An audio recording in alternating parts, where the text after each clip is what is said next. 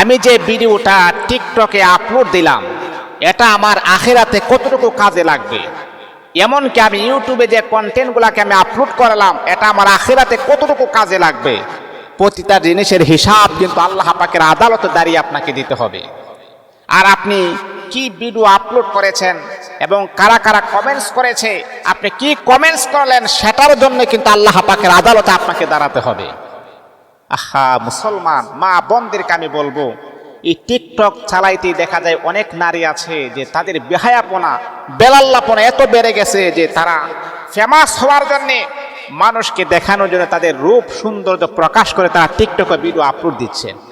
মা আপনি কি জানেন একদিন আপনি থাকবেন না, যখন আপনি কবরে চলে যাবেন এই ভিডিওগুলা যুবক ছেলেরা যখন দেখবে তখন আপনার প্রতি তারা আকৃষ্ট হবে। আপনি কবরে চলে গেছেন কিন্তু জিনাহের প্রতিনিয়ত গুনাহ আপনার কবরের ভিতরে চলে যাচ্ছে।